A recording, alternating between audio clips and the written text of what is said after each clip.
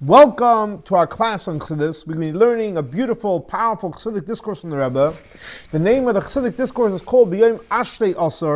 The Rebbe said this Chassidic discourse on the 11th day of the month of Nisan in the year Shin Lamed Aleph. The Rebbe went on to certify and edit this Chassidic discourse in honor of Yud Aleph Nisan, the 11th day of the month of Nisan, the year Shin Mem Tes, 36 years ago. So the Chassidic discourse is based on the verse in the Torah where it says, Biyoim Ashtei Asar Yoim Nasi Lebnei Asher. On the 11th day of the month, the one that brought the sacrifices was the president of the tribe of Asher. So the Medrash says that all the tribes, all the Shvatim, all the tribes, they were named after the redemption of the Jewish people, and also on the praise. To praise them, that's what their names are, for two reasons. Idea one is for redemption, and B is to praise them. And Asher, why was Asher called Asher? He was called based on the redemption of the Jewish people. And like Jerry brings a verse where it says, "V'ishru eschem kol hagoyim," that all the nations of the world, ki tiyu atem eretz chayfetz, you're going to be a land of desire, so says Hashem. So referring to the idea of redemption. And also in reference to the praise of the Jewish people. So another verse that says, Ashrei ha'am shekach aloi, Ashrei ha'am she'Hashem alakav, which talks about the praise of the Jewish people. And the Medrash explains, and it says that the Jewish people are praised. Why are they praised? That because Hashem chose to be their God. That's the praise of the Jewish people.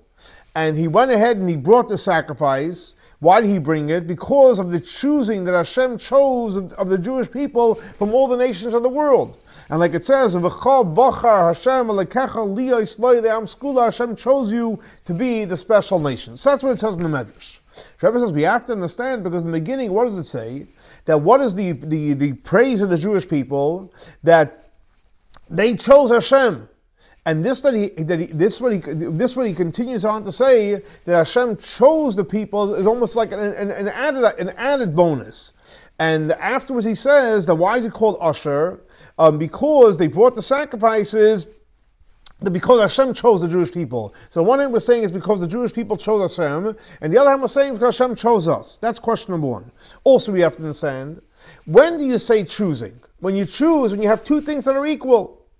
Or there's something unique and special of one over the other. But when it comes to Hashem, and so to speak, God forbid, the other gods, etc., how can you say that we chose Hashem over something else? There's nothing else that can compare to Hashem. There's no two equals, and it's something that's in the realm of choosing. Also, this that Hashem chose the Jewish people, we know the fact that the Jewish people are much higher than the nations of the world. So what does it mean Hashem chose the Jewish people? Also, we know it says in Tanya that it says Vonu v'charta, Hashem chose us from every nation in the world. What is it referring to? So Tanya explains He chose the body. Why is that? Because the body of the Jewish people is compared to the body of the nations of the world. It's the same physical body. But the fact is, we have to understand, because the fact is, the body of the Jewish people, which seems, at least on an external level, like the body of the nation's world, that doesn't apply for Hashem. That Hashem is choosing one over the other. Okay, so we're going to understand this based on what it says in the prophets. Chelki Hashem Omer Nafshi. My soul says that I am basically what? A part of Hashem. In other words, and the Medrash explains, and the Medrash says something very, very powerful. A famous Medrash, the Medrash says like this, and he gives an example, a parable, of a king that came into the country, and with him he had Duchsim, Veparchim, Yisraelchim, means he had his generals, his captains, his officers. So what happens is when this king comes in with all his entourage, so one says, "Ooh, I love this type of officer," and the other one says, "I love the captain," and the other one says, "I love the foot soldier," etc. But there was one smart person there that says, I'll say it in Aramaic and I'll translate it, because this is the base of the Chassidic discourse, Ano Nosiv Malka. What I want and what I like and what I want to be connected, I want to be connected to the king. And he explains, why is that? Because everything is changeable. An officer, a captain, a general, everyone can change, but the king doesn't change. So the Medrash explains the same thing also with the nations of the world. There are some that worship the sun, There are some that worship the moon, but the Jewish people, we worship Hashem. And that's why it says, Chelki Hashem Amanavshi. My soul says, what do I want? And my part is with Hashem himself. So as we know, the point that they bring out is, what does it say? Who says, Ananas of Malka? A Pikeach, a very smart person. The Rebbe says, 1 second. Even if someone's not smart, even a small child knows that the king is much greater than all the officers. So why are you saying that because he was smart, that's why he picked the king? Anybody would pick the king. You don't have to be a genius to pick the king. Also, even if the officers and the captains and the generals wouldn't be switched out, they have a lifelong contract. But the fact is, the king is still much greater than them. And especially like we know, it says in reference to the king, the expression, Meshichma Yomaila Gavoy Mekalam, the king is higher than everybody else. And there's even his shoulder. And as what does his shoulder mean practically? The emotions that come from the intellect and everything lower than it is obviously higher than the intellect of the whole nation, and including all the officers. So why do you have to have the reason? The reason why he picks the king is because everything changes and the king doesn't change. Okay. Rebbe says seemingly you can explain this based on what's known that in the early generations, those that served stars and the different astrological spheres, etc., so they knew that the energy that comes to the earth through the stars, the sun, and the moon, etc., like the verse says in the Torah, "Mimeged tvu hashemesh, mimeged gerish ruachim," that the energy that comes from the sun and from the moon. Now, it's not that they themselves give the energy, but that Hashem is the one giving the energy, but He uses the sun and the moon, the stars, to do its job. But what was their mistake? That their mistake was that they felt that the energy that comes from Hashem through the stars and the moons, etc., is coming with their own choice. But they didn't realize that they have no choice. And the expression is, the way it's described is, what the truth is, I'll say it in Hebrew, I'll translate it, it's kegarzin biyad ha'chaytzev. So for example, let's say you're out in the woods, and you have a hacksaw, and you're trying to chop a tree. So what's chopping the tree? Yeah, the saw, the hammer is chopping the tree. But really, the hammer on its own could break a tree? No, it's the person that's holding the hammer. So the same thing also, everything that exists in the world, yes, it's a shliach of Hashem, but ultimately who's running all the shots? Hashem is running the shots. But therefore, because the idolaters thought that the sun and the moon and the stars had power, so therefore they worshiped them.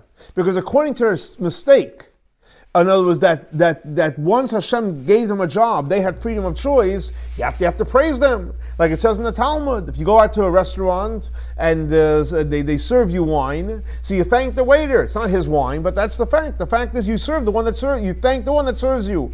So the same thing also, if the sun and the moon is giving us off what we need in this earth, light and energy and things that grow, so we thank it. And also, according to the mistake of the idolaters, in other words, that they basically have freedom of choice, they thought that if you're going to go ahead and say thank you to the sun, and you're going to say thank you to the moon, they're going to give you more. And because of that mistake, they came into a greater mistake.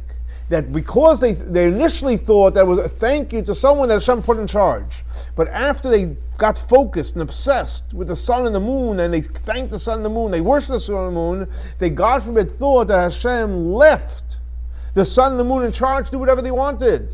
And they're basically fully in charge. Or like, for example, the parable would be like a king that hires, he has officers and he has people in charge.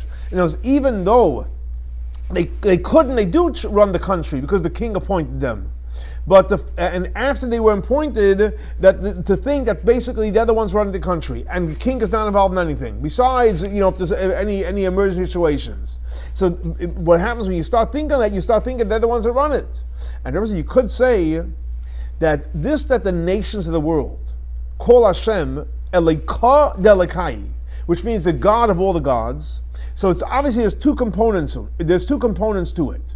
One is, even those that think that Hashem basically walked away, and he left the sun and the moon to run the show, but they'll still call God the God of all the gods. Now, besides the fact that Hashem is greater than them and he's the one that rules them, but this alone, that the idolaters call them, according to them, they're still called a God. Hashem is the God of all the gods. They call the sun and the moon a God. In other words, that they have the power to run the earth and to make an impact. And it's not because of them, because Hashem gave them the power. And just like the parable we gave, that the officers that were appointed by king, that's one component. So in other words, they're realizing, yes, Hashem is the one that makes it happen, but they are at a level of like kadeh, means they have some level of godliness. That's point number one. And not only that, even the mistake that the flow that comes from Hashem through the sun and the moon, which basically is that they have choice to do it, they have freedom of choice to do it, and that's why they call the God. And because they can do because they can technically do what they're doing, or not to do, it means they have some kind of leadership. And basically, the idea of not having to negating there's no other gods, the only way to accomplish that is by realizing, no, it's not that God forbid Hashem gave them and Hashem walked away or they have any power. But the only way to avoid that is the concept of kegarzim biyad ha'chotzev. All the sun and the moon and whatever you want to say about them, they are just like the axe in the hand of a human being. So based on this, you can say, this is the brilliance. The person that said, Anan Nasi Malka, in the parable. What does that mean? Because that the Jewish people know the truth. That all the intermediaries, and through them, comes energy.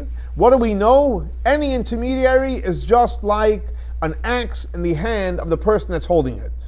And where does that come from? From the great knowledge that we have, because they're able to go past the external, just the delivery of the energy, and they're able to say who's the one that causes it to happen.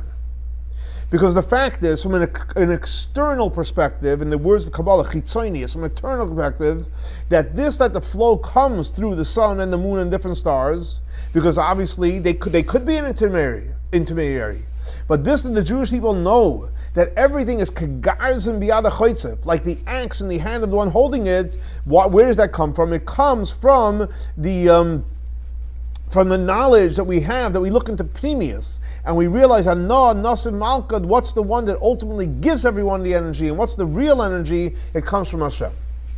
Now, the Rebbe says that the Medrash brings a parable of a king that came and officers, even though in the parable, the officers and the captains and the generals, their people have freedom of choice. So therefore, it's possible to say that the ones that chose in the officers, and as they said, I'm choosing the officer. Why are they doing that? Because when you choose the officer, it's possible that they're going to give you something as a bonus, because you chose them. And not like in the parable of when you're worshiping the sun and the moon, it doesn't really help you because they don't have freedom of choice. What can they can't really add anymore. Whatever's going through them, that's what you're going to have. But it's self-understood that the wise person says, Anan Nasiv Malka, I am basically recognizing Hashem, is not because of any benefit, but serving the king is very, very important, more than the benefit you're going to have from serving an officer. Because if you serve an officer, guess what? He'll do something for you. He'll give you a favor. But you're serving Hashem? No. You just want to serve Hashem. So what do we see from here? The same thing also applies in the parable. That the main reason that the nations of the world, they worship the sun and the moon, and the Jewish people only worship Hashem, not only because they're making a mistake and thinking that they do have a choice, and the Jewish people know, like we learned before, they have no freedom of choice. It's basically whatever Hashem tells them to do, because the nations of the world, what's the main thrust by them? They want to have the flow of the energy, and by the Jewish people, what's the main thing? The main thing is to serve Hashem. So by the nations of the world, it's all about what can I get from it, and therefore they choose things that maybe they'll get a bonus. But us, it's all about serving Hashem. And what does that mean? Rebbe explains it this. The main reason that the nations of the world that served the stars and the moon and the sun, etc., is so is in order to receive the energy. But so why don't they go directly to Hashem? Because in order to receive a gift and anything from kedusha, from holiness, there's one key ingredient you have to have. What is that key ingredient? The key ingredient is called as bittul. You have to be in a level of acceptance. And since the nations did not want to nullify themselves, they didn't want to be in the state of acceptance, so therefore guess what? They served the sun and the moon. Because in order to receive from the sun and the moon, you don't have to have bittul, you don't need acceptance. And like the Zohar says, and I'll read it in Aramaic, the ruach mesave is damen tadeh b'migna b'reikana. Because basically the negative energy is always by empty people. And like it says, like in the Torah, that we ate in Egypt free. In other words, if you want to receive from the opposite of holiness, that's free. Anything from the opposite of holiness, it's free, it's easy. However, if you want to receive from Hashem, yes, there's one powerful piece you have to have, and that is bittul, you have to have acceptance. Another reason that the nations of the world want to receive from the sun and the moon, besides the fact that it didn't require any effort, because the energy itself, which comes through the sun and the moon, is much bigger. Quantitatively, it's bigger. And since the leaching out of, in Kabbalah it's called sitra achra, the other side, not the side of holiness. It comes from the level of makif, the one that hovers over above ishtalshalos, and over there it's coming without any limits. So therefore the flow, it's very, very big flow, and they wanted to have the big flow. So here you see the real power and the praise and the smartness of the Jewish people, that we only serve Hashem. Why? Because even though, in order to receive from Hashem, it requires effort. You have to have bittul, you need acceptance. That's point number one. And B, that the flow initially is very finite, based on your effort. There's no free lunch. You put in, whatever you put in, that's what you get out. So B, A, it requires effort, and B, the reward is based on the effort. But guess what? We're willing to give up on the tremendous flow physically, because even though technically we can receive this tremendous energy, and matter of fact, the opposite takes the energy right away. But what's really special to us? We want to have a finite amount and a small amount, but as long as it's coming from where? From kedusha, from holiness. So it's not about a quantity, and it's not about not work. No, it is about doing the work. It's about putting in the effort and getting maybe a little bit, but you're getting it from kedusha. So it's not about what you're getting, it's where you're getting it from and what it takes to get it. And if you want something from kedusha, from holiness, you have to have bittul, you have to be willing to do the work, and B, you have to be willing to take a little bit in the beginning. Now, the reason of the wise person that he's choosing who? Hashem himself, and not the officers. And what do we say? Because everything changes and Hashem doesn't change. Rabbi says one thing. Seemingly, you can say, what does that mean? That the flow that comes from the opposite side of holiness, and yes, we said it comes a lot, more than it comes from holiness. The fact is, so what does it mean it changes? That changes, doesn't last. So anytime you get something without effort, and you get a lot, it doesn't last. Because what happens is, after the transformation, when these sparks get transformed that fell into the klipot, and that's the energy from the abundance, they're going to go away. And how much more so, in reference to the Jewish people, that even now, that we could receive from the upper side, it's only temporarily. So again, the big bonus of, wow, I got it without any effort, and I got a lot, that goes away very, very quickly. And the same thing on the other side. That the flow comes from holiness, and we said it's a finite flow, it's a small flow, that's only right now. But after the source gets revealed, and what's the source of that energy? Work, and a little bit, but it's coming from pnimiyut, from the internal part. And the source of pnimiyut comes from makiv, and so then what happens is the flow from holiness is going to be much greater than when it comes from the chitzonius, the external part of makiv, which is more connected to the world of klipot.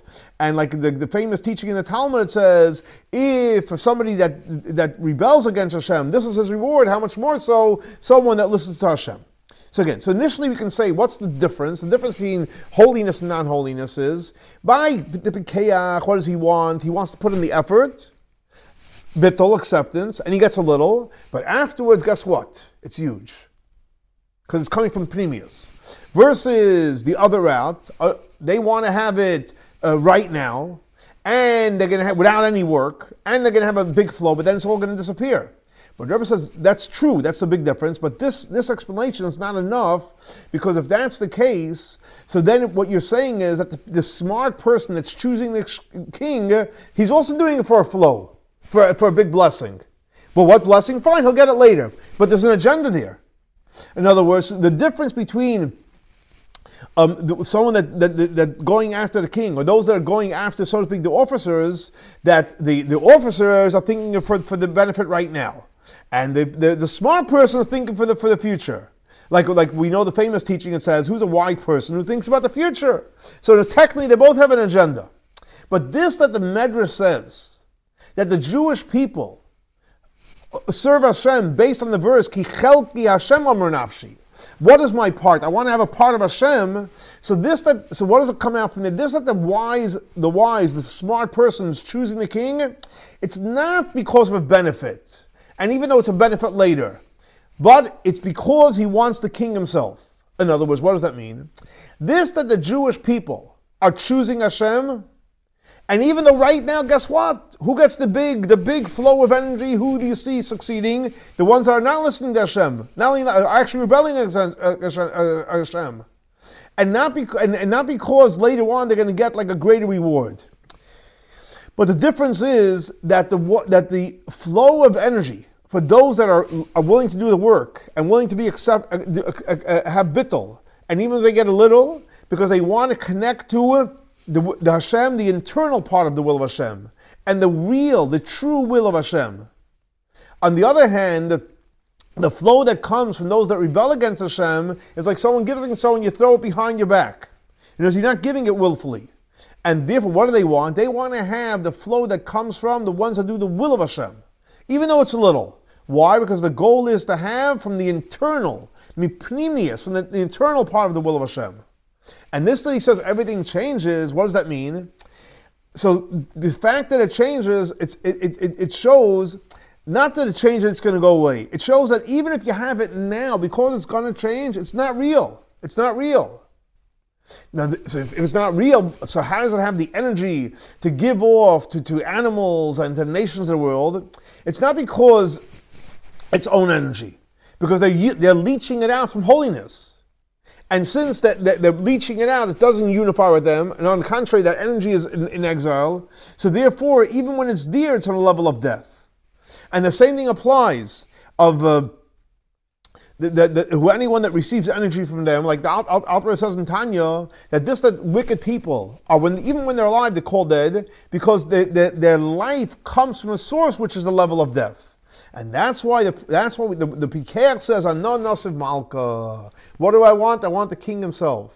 Why? Because everything goes away. In other words, not only goes away in the future, because even now it's death. We don't want anything that comes from the source of death and impurity, even though it's huge. And what do we want? We want to have the flow should come from holiness, even though right now it's a very, very small amount. Okay, so Rebbe says, 1 second, we have to understand. Seemingly, even according to the explanation, that the wise one is choosing the king is not because of a benefit, but he wants the king. He wants to be connected to holiness, and therefore he's willing to give up on the abundance of flow that comes through the other sources, and he's choosing the king. And he's choosing the king. Why? Because intellectually he wants the king. Why? Because everything else, like we said, it goes away, and it's coming from a place of impurity and death, and the king doesn't go away. So he's willing to forego on the tremendous flow that comes through all the officers, and to take a little bit that comes from the king. But this, that the Medrash connects it with Ana nasiv malka, I want the king himself, together with the verse, Chelki Hashem amar nafshi, my soul says I want to be a part of Hashem. So what do you see from here? That the Jewish people choose Hashem, is coming from our soul, which is a part of Hashem, which is above intellect. As on one hand, we're saying is, we're choosing Hashem, it's a soul connection. We want Hashem. On the other hand, we have this whole calculation that we want it because we want from the source of life versus from the source of death. Rebbe explains, he says as follows. The point in the explanation is as follows. Intellect of a human being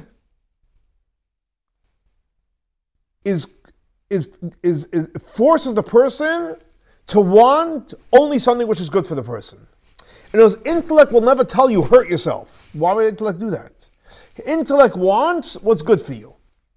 Now, so this that the nations of the world are choosing in the officers, even though they could understand that the main thing is the king. Why? Because everything goes away. Whether it goes away in the long term, or even now it's coming from a place of death. So why is that? Because since they are in the level, I'll say in Hebrew, their level of yesh, of a somebody, arrogance. So when someone's in the level of an arrogance and it's self, they're not willing to give up on the benefit that they can receive right now from the officers.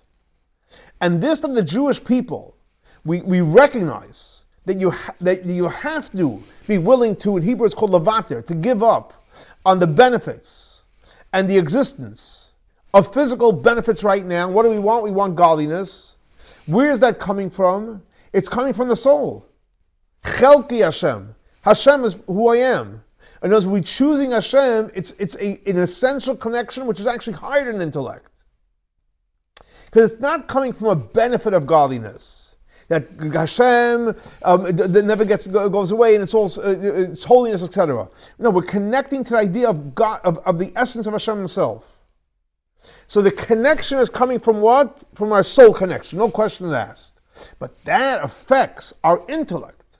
That the intellect should also recognize that since God is true and is alive and everlasting and literally kiyum nitzchi, lasts forever, ma'al mischalev.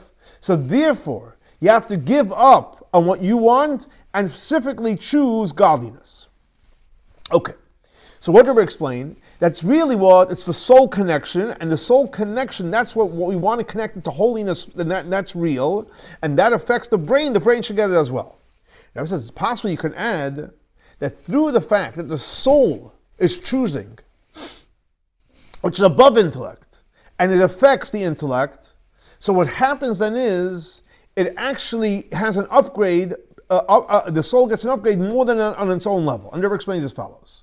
Here's well, in standards-based, what's explained in the Alter B'Siddur, in a Chassidic discourse called Avodah Hayinu, the power of Mitzrayim, where slaves the power and king of Egypt.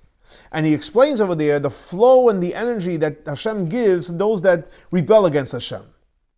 But anything that exists in the world comes from Hashem. So how are they existing? So it's like the term he calls is that Hashem is giving energy like b'derech agav, like in passing.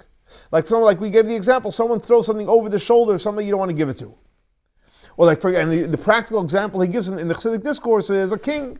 He makes this big feast with a lot of good food and a lot of good drinks for his officers, he says the big officers, and then his servants, the respectful servants, and he spends a lot of money for these big officers and their servants.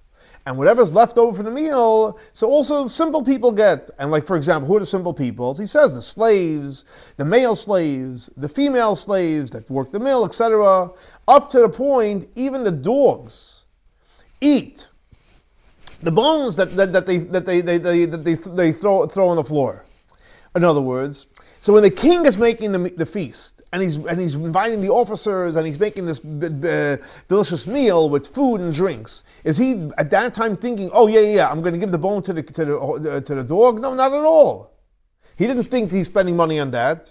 So where is that coming from?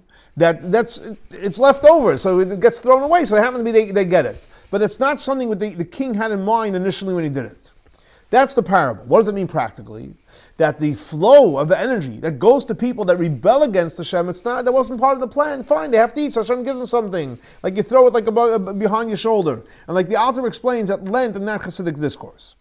The Rebbe says, you can say, this that he brings two examples that the flow is, so to speak, just happens haphazardly, and they're not sitting, so to speak, by the king's table.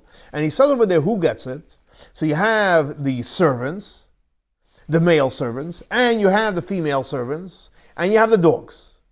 And the two examples you give that are sitting by the king's table, the one that he's making the meal for is Sarim Gdolim, big officers, and respectful servants. Is connected to the four ideas in the parable. And he explains like this. The lowest level that receive is the dogs. What's the dogs' lowest level? They don't serve the king. And they want, give me stuff, more. And like we know, it says that in the prophets that the dogs are disrespectful. And they only want to know one thing, they want to be full. That's a dog. A dog basically, give me, they want to be full. Rabbi says he'd like to connect this what we know, that dog in Hebrew is called kelev. Kelev comes from two words. Kuloi leiv. It's only heart. What does that mean? Because the nature of a human being, when we're created in our nature, and the way we're formed is, and this is a powerful idea, the difference between human beings and dogs are, that a human being has the gift and the power of moyach shalit al alev, that our intellect can control and can maintain and can subdue the heart. You have passions that you're freaking out about, and you meditate, you can calm down your heart.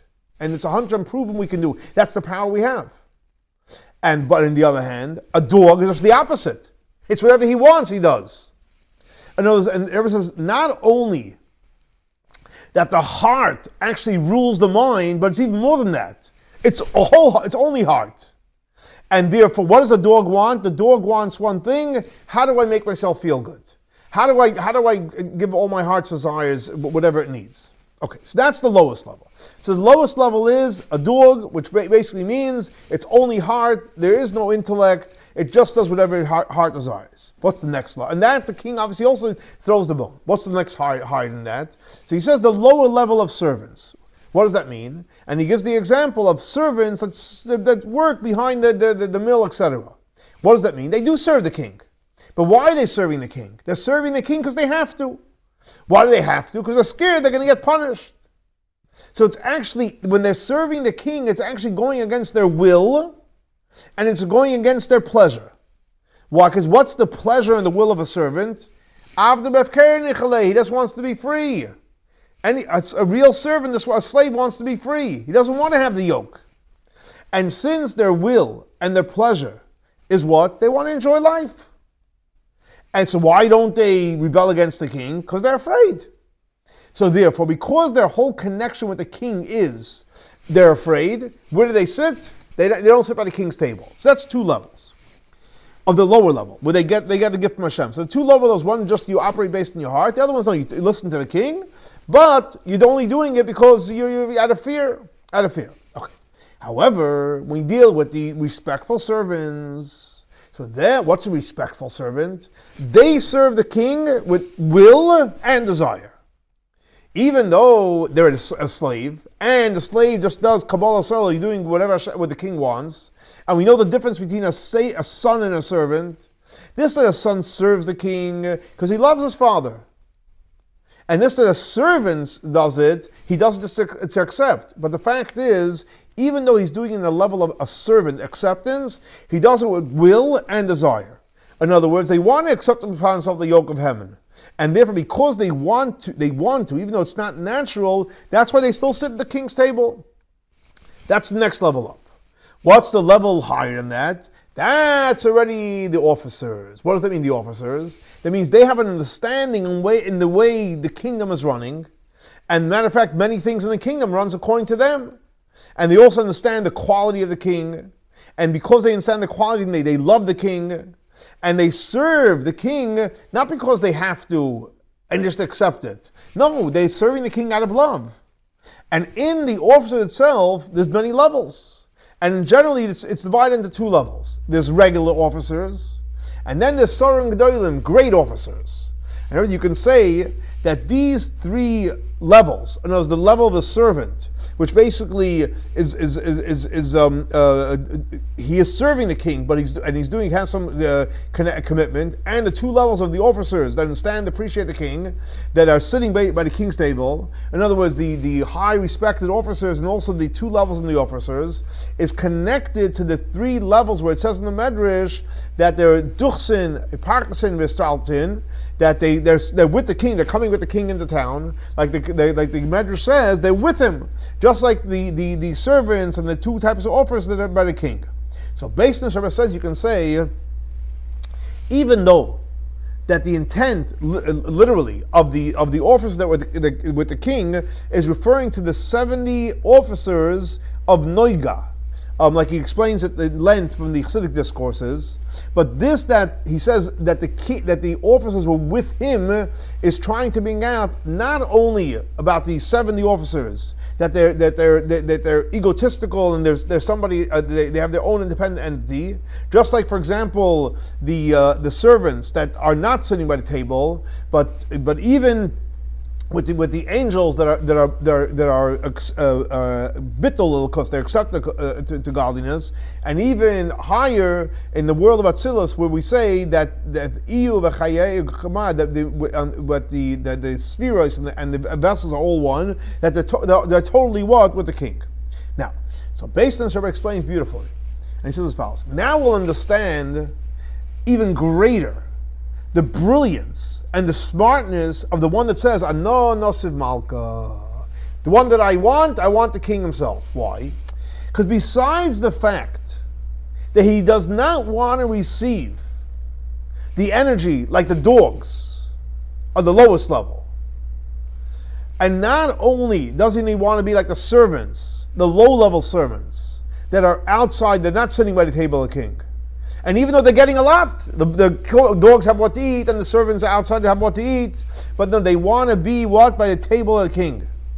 But even by the table of the king, they don't want to be like the officers. Like we said, like the angels, or the spirit of Atzilus, and even higher. Because the officers are very high level. They're by the king's table.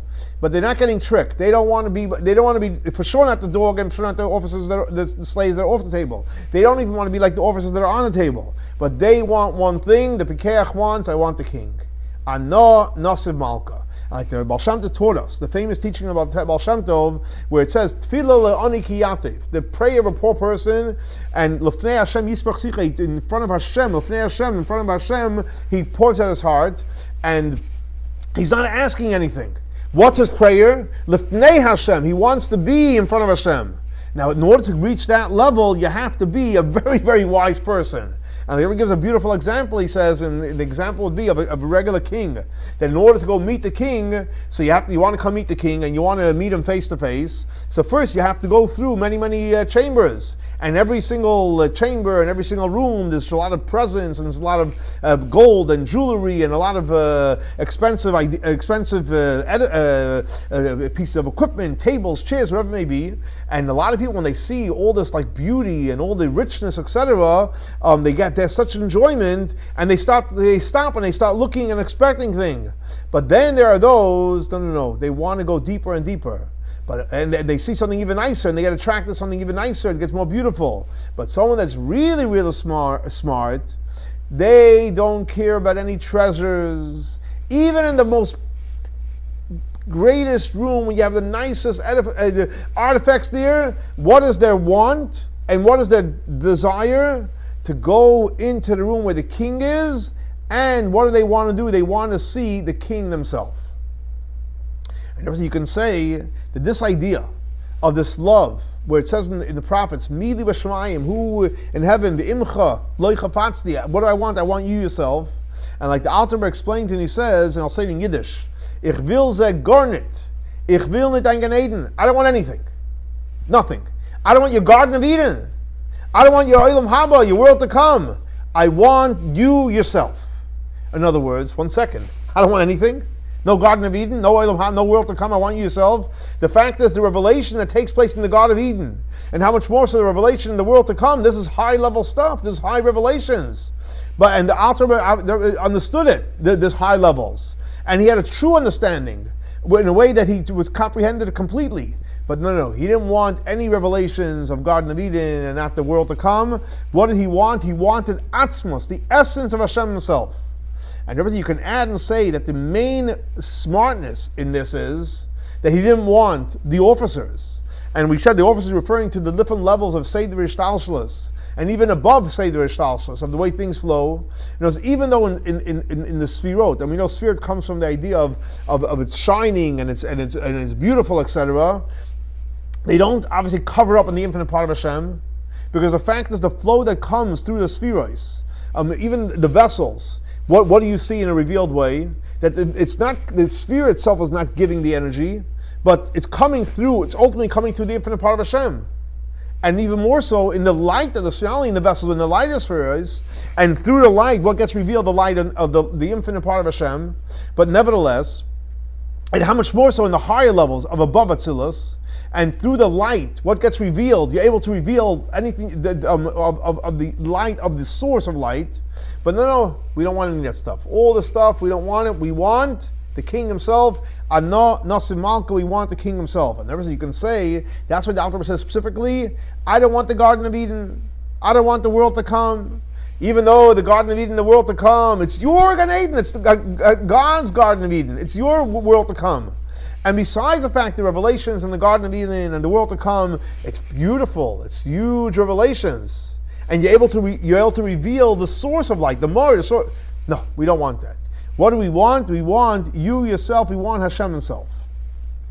Rabbi said you can say that the explanation of Ano Nasiv Malka, that you want the King himself, because we don't want different levels of holiness on high, but we want the key word is Atzmos, we want the essence of Hashem, and the explanation of Anon Nasiv Malka, I want the King himself, literally, knows that not to, God forbid, serve any idolaters, etc. Those two are connected. So what's the connection? Let me explain as follows. Well, understand this based on what it's known, that the love of Mili Bashamayim, what does that mean? That we don't want any revelations, not the revelation of the Garden of Eden, but we want Atzmos, the key word, Atzmos, the essence of the infinite part of Hashem. But the fact is, one second, why? If you go into the Garden of Eden, you can remain who you are. You don't have to give up your identity. And you'll be able to sit there and comprehend and enjoy godliness. Like it says, Nenim is Shechina. You're sitting there as who you are. You don't have to give up your identity. You enjoy Hashem. However, when the Atzmos, the essence of the infinite light of Hashem is revealed, you're totally going to be nullified. You're going to be blown away. But the fact is, even though, yes, I can remain who I am and enjoy life and have this beautiful experience, no. Because since the revelation of the Garden of Eden is only a ray, which you can't compare it to the essence of the infinite part of Hashem, I don't want the secondary. I want the main thing. The main thing is Hashem himself.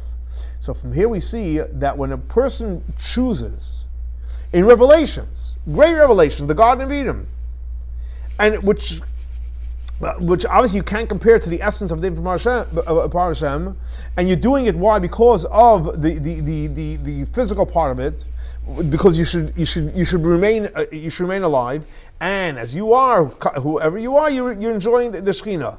But what can happen, unfortunately, from that is through many levels, obviously, that even though you know that the flow that's coming through these 70 officers, and it's coming from a place of death, but you're going to want the flow that's coming from a place of more than holiness. Why? Because you want a lot. And that's the problem. When you want a lot, you're going to, even though, yes, it's coming from a great place, but you're going to after through many levels, you're going to even take something which is not coming from a place of holiness. And the same thing also when it comes to the mistake of those idolaters, that they consider it as a something. Knows that the flow of energy that's coming from the idolatries comes from something, or they have a freedom to choose what to give energy. And it's this that you want in Revelation, and again, even for the Garden of Eden. But you don't want Atzmos Oirin Soif, the essence of the infinite light. In other words, you're giving credibility and you're giving value to something other than the essence of Hashem. It's possible that through many levels you can come to recognize idolatry, and you're going to choose that flow of energy. And not only that, you're going to want that flow itself. And Rabbi says you can add even when your will is that you want to have the Garden of Eden. Why? Because it's the garden of Hashem. It's dying Gan Eden, your garden. But yes, initially that's okay, but it's possible that afterwards you're going to come to make a mistake. And you're going to think that has its own choice to give the energy. And to think that's where it's coming from itself. Why? Because even according to this mistake, the power that it has to give energy is not from itself. But it's because Hashem gave them energy. Because it's your Gan Eden. But in order that it shouldn't be any mistake to think that I want some kind of officer, how can you make that happen? You have to awaken within yourself, at least on a small level. And everybody can do it, the Rebbe says. That we shouldn't even want your Gan Eden, but we should want Hashem himself exclusively. And the Rebbe says he'd like to add an explanation with the connection of Ana Nasi Malka, I want Hashem himself, to the love of Mili V'Shamayim, that what do we want? We want to have the infinite part of Hashem, with introduction that the main idea of those that serve idols is they think that something which is a middleman makes the main thing. In other words, it's either you're connecting, you want to have Hashem himself, and the problem with the mistake is you can mistake something which is an intermediary, or the sun and the moon, and that's the main thing. And that applies both to the one that serves idolatry. And it's because the truth is that it's not an intermediary, and through them is coming the flow of energy. And those that serve idolatry, they think it's actually the main thing. And even the flow that comes through them, that anything that comes through and the purpose is to serve Hashem. Even if it comes through, the purpose of anything is to serve Hashem. But on the other hand, if you serve idolatry, you think, no, the main thing is physicality. And that's what they want the physical stuff. You lose sight of what's the main thing and what's the secondary thing. We know the main thing is all about serving Hashem, and idolatry is all about the flow of energy and how they can enjoy it. Now, the revelations, even the greatest revelations, the ultimate purpose is not the revelation. It's only an intermediary that through the revelation you can come to fulfill the ultimate intent of Hashem wanting a dwelling place in this world. And therefore, when you want the revelation, and you don't want the infinite part of Hashem, and you think the revelation is the main thing, so you can start thinking that is the important thing. And that actually is the main thing. So based on this, Rebbe explains, you can say that the nations of the world, that some of them that serve the sun, and some of them that serve the moon, and the Jewish people only serve Hashem. Why is that? Because the source of the nations of the world come from where? Chitzonius haratzon, the external part of the will. In other words, you want something for something else. And the level of the external will, and that's the source of the nation's world. What happens then is they don't even realize that that you're wanting something that's really meant for something else, and that's not the ultimate purpose. And therefore, because of that, what eventually develops, that they think that the things that are external and the things that are intermediary is the main thing. However, the source of the Jewish people is not from the external will of Hashem. The source is from the internal will of Hashem. And the fact is, when you go to the internal will, there's nothing else that exists.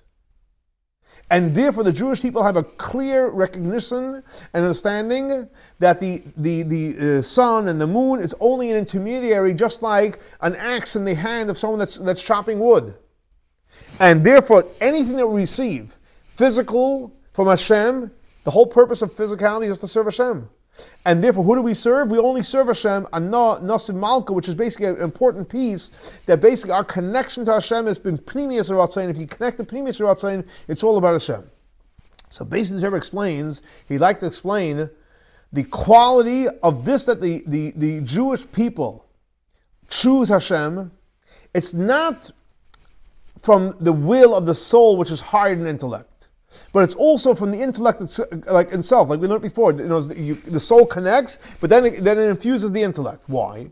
Because that the source of the Jewish people is in Pnimius Haratzain, which means in the Pnimiut of the Makif. Pnimiut Haratzain. Why is that? Because the Jewish people are really a Pnimi. We're an internal human being. And we know that the source of Pnimiut, the internal part, is Pnimiut HaMakif. And therefore, the main quality of the Jewish people choosing Hashem is when the will of the soul above intellect, which is Makiv, it affects the internal part, the intellect. And since we are Pnimius, we're connecting to the Pnimius of the Makiv, but it has to come back into the Pnimius, which is into the intellect. And then you're able to bring in from the essence of the soul, which is the Pnimius of Makiv, which is higher than the will, which is above intellect, into the intellect. And therefore you can say, that's why it says, Chelki Hashem Amar Nafshi. And that's why it's used the word chelik, a part, because chelik is referring to Pnimius, the internal part. And like we know that when it says that Chalkeinu is referring to the Pnimius, and the quality of the Jewish people in choosing Hashem is when we're choosing from our soul, and it comes into an internal level, which means not only are we connecting on a spiritual level, on a deep level, on a soul level, but it's something that we actually comprehend with our intellect. And it not only does it come into our intellect, but it affects our thought, it affects our speech, and it affects our action, and then we're able to bring down the Pnimius Makif into our intellect and into our thought, speech, and action. Remember, he liked the connection what it says. He liked to connect what it says in Tehillim, on the verse Lamatzeach la David lahasker, and so it says in the Medrash, and he gives a parable of a king that he had a lot of sheep, and he got angry at them, and he threw out the sheep from the barn. And he got rid of the person taking care of the sheep, the shepherd. After some time, so Hashem went ahead and he built back the barn, and he brought back the sheep, but he didn't mention anything to the shepherd. So the shepherd says, 1 second, the sheep was brought back, and the barn is was rebuilt, and you don't mention me. So the same thing also the Medrash says, this is what Hashem tells, King David says to Hashem in the Psalm, the previous Psalm before this one, 69, Ki Elokim Yoshia Tzion, V'yivna Yehuda. God is going to save Zion and going to rebuild the cities of Jerusalem. So the dwelling place is built, and we're going to be Yeshua Sham Yerushua. We're going to sit there. We're going to inherit it, and the Zaravad Yichlua, and the nations are all going. The Jewish people are going to come back. So the fact is, he says that the sheep is all back, and you don't mention anything. You don't bring back the shepherd, and that's what he says. Lamatzeach al David lahasker. Shepherd says, 1 second. This that he brought back the sheep. After he got angry at them, because he was unhappy, so he rebuilt it and he brought back the sheep. Why is that? Because obviously he had an awakening to rebuild and to bring back the sheep. So why does he have to put the shepherd separate? And you need a separate. The shepherd is part of the sheep. And Rebbe explains that Rotzoin will we know is Makif. The sphere is Pnimius, Chacham bin Adas, Cheskur Tferes, all that's the Pnimius, and Rotzoin is Makif.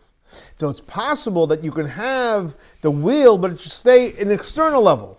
And so what David HaMelech was praying, that the shepherd should be recognized. In other words, what's a shepherd? A shepherd is the one that feeds in an internal way. And we know the difference between a shepherd and when you just pour. So that there's a shepherd gives something in an internal way. And as long as you don't have the internal flow, so you're missing the main thing. Because drawing down the makif, the barn, might bring the sheep, it's very powerful. But the goal is you have to bring it down in an internal way. Now, even though when the sheep is back and you give them everything that they need, so how can you say they don't have a shepherd? So you can say that the drawing in Pnimius, which comes through the shepherd, how does that happen practically on a spiritual level? It happens to learning Torah. And since now, the Torah, you can't compare the Torah now to when the Torah we're going to have when Mashiach comes. So therefore what's missing is the main thing, the internal part. We're missing the real Torah, what's going to when Mashiach comes.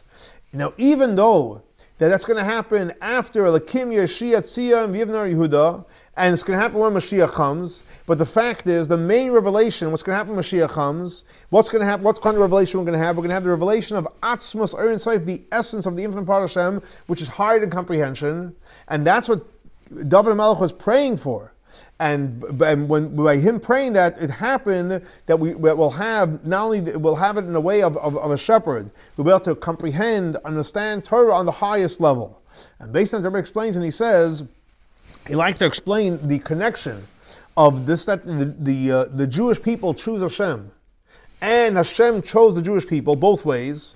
Now, the fact that Hashem chose the Jewish people, that we should be a special nation, why is that? Because the internal will of Hashem is for the Jewish people. And not because He wants us for something else. No, the internal will of Hashem is the Jewish people. And that, because Hashem wants us for who we are, that is the source and the power of the Jewish people wanting Hashem, like we explained before, that we want Hashem not because of something else. We want Hashem, or not Nasiv Malka, we want the essence of Hashem. And obviously you can say that the Hashem choosing the body, and that's when we have the power that even in materialistic physical things, we should be able to bring in, reveal the previous aratzah, the previous aratzah becomes makiv, and then what we'll feel is that even the physical part of whatever we're doing is also all for serving Hashem. So basically, Rebbe explains, he'd like to explain, that's why the sacrifice of the tribe of Asher, what was that? It was because of the choosing that Hashem chose the Jewish people. And even though we learned that it's the opposite, it's the fact that the Jewish people chose Hashem. Why is that? Because the main upgrade and the main special part of the Jewish people is not because we have any special quality and it's a gift from Hashem. No, but the fact that we do our work. And the work is that what we do is, and by doing our work, by doing the bittul, and by bringing godliness into the world, that creates the main nachas ruach, where Hashem is pleased, and Hashem has tremendous pleasure.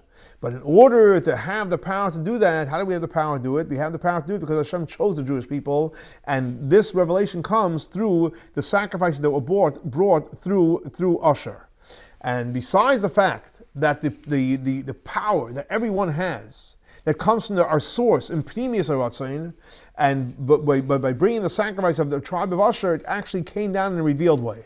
And you can say that through the fact that the Alter Rebbe said, Ich will mehr nit as dir allein, I only want you, and especially, and it was publicized through the Tzemach Tzedek, the Alter Rebbe's grandson. So we have the power, even more so for every single Jewish person, and especially at go in the footsteps of the Rebbeim, that even though we have many wants, and we also have the animal soul has many wants, but all our wants should be without heart and with the heart. In other words, our main want should be to fulfill the intent of the essence of Hashem, to make a dwelling place for Hashem down here, just like it was by the Alter Rebbe that he only wanted Hashem himself. And his only want was, in materials thing, was to make the physical world a vessel for godliness.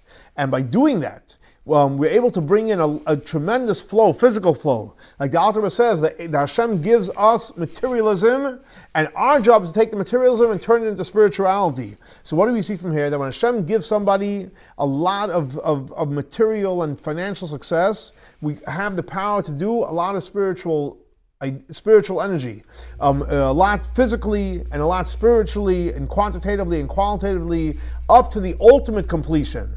And till we connect and we unify with Hashem, and like it says, Yisrael ve'Raisa kutsha bricha kol had. The Jewish people and Hashem were all one, and we do it in a way of simcha v'tuv levav, with happiness and gladness of heart, in the days of preparation for our time of freedom, and this will bring literally the freedom. We'll have the geula ha'amitis v'ashlema, the redemption, the true redemption, the complete redemption. It's going to happen through Mashiach Tzidkenu, and like the Rebbe finished off so beautifully, b'karov mamish, it should happen very soon, very quickly.